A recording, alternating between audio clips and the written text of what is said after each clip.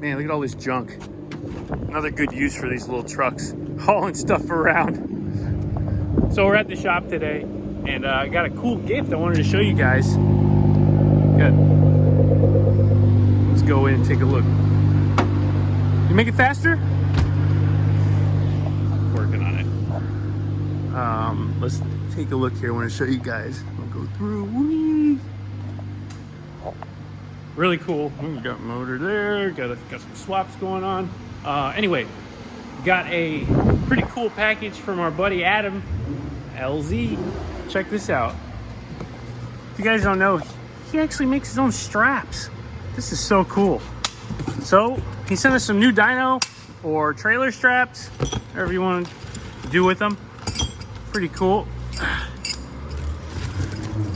Nice of him. He sent over some axle straps. Look at that. Really cool. Big shout out to Adam. Thank you so much. We'll put these to good use.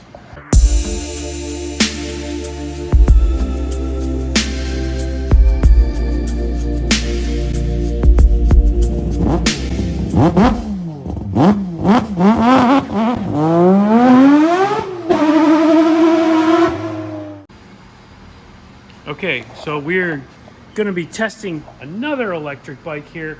We're going to take a look at the Talaria. This is brand new for the year. We're going to see what this one's putting down to the ground. As you guys know, we've tested a stock Sur-Ron. We've tested the Apollo. This is going to be the new Sting. We're going to see what this is capable of doing now on the dyno. All of these bikes are really kind of occupying the same space in this market, so it'll be nice to see a difference between the bikes. So let's go ahead, run this one up and see what it makes.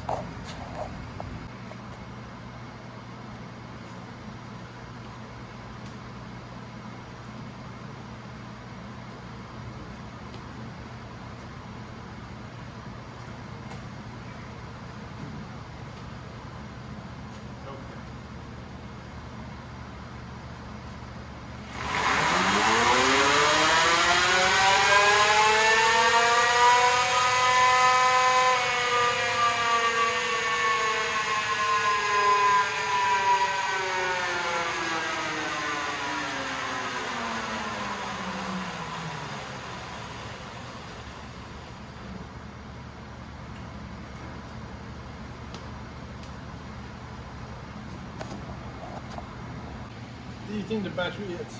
I think. Okay. So this is the dyno graph we just produced with the Talaria Sting. You can see right here, it says peak 7.9. That was only the very beginning when I first jumped on it. Otherwise, across the power band, it was roughly 7 horsepower, just under 7 horsepower.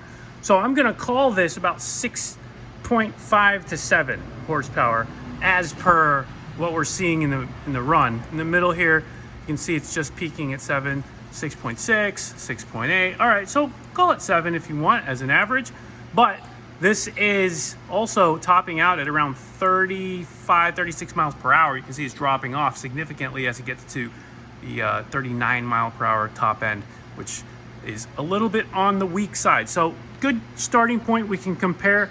This is the Talaria Sting. This is the new one. So for those of you who are looking at the bikes, this is I would say this is going to be comparable to the Sur-Ron. That would be my estimation. But a good starting point to see where these bikes all stack up with each other. Another entry into this electric motorcycle, pseudo motocross, pseudo electric bike. They're small, but they're really fun, and so that's going to be the Talaria.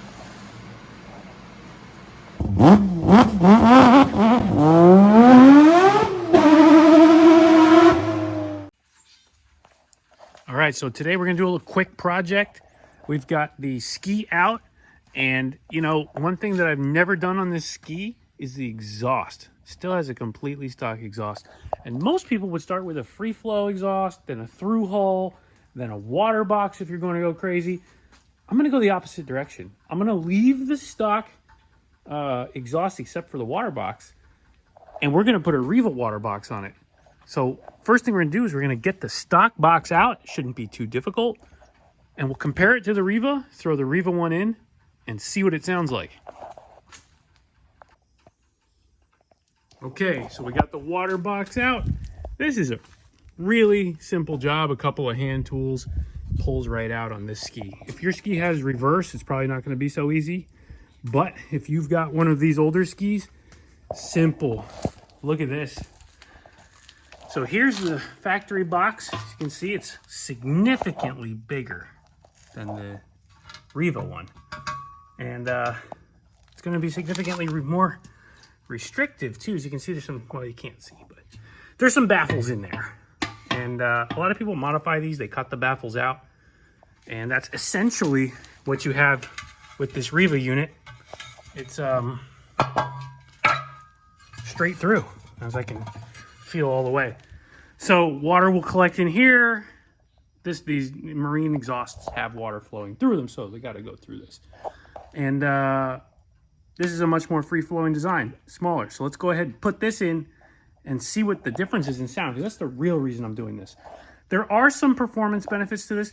They say at a higher level of tune, like we are, you're going to pick up like 10 or 15 horsepower.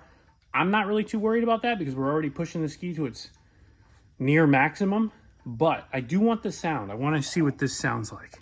So I'm excited about that. They also say that this deters some detonation as well. Not too sure, not really getting any detonation, but hey, less is more in this case. So let's go ahead, get this water box in and see what it sounds like.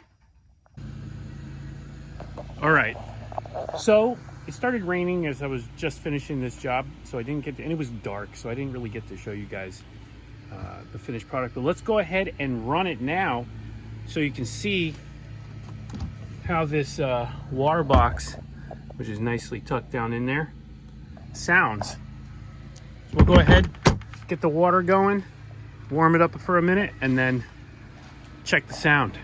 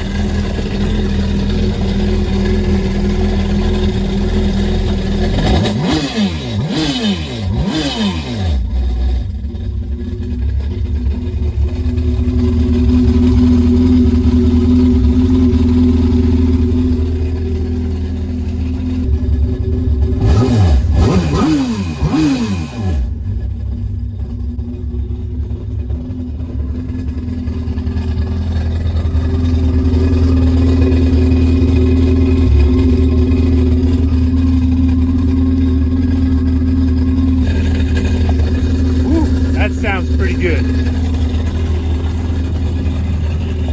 So I don't know if it's as easy to tell over the camera, but it is a lot louder than stock. That's just with the water box.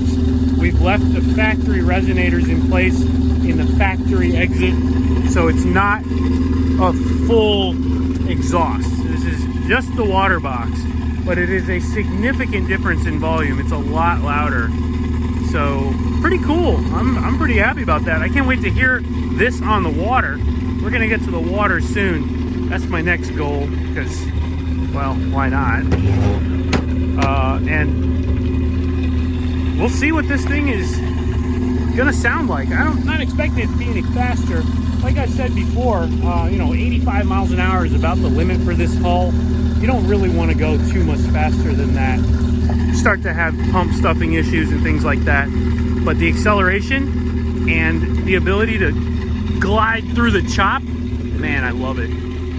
What a great machine. Anyway, I'll see you guys on the water.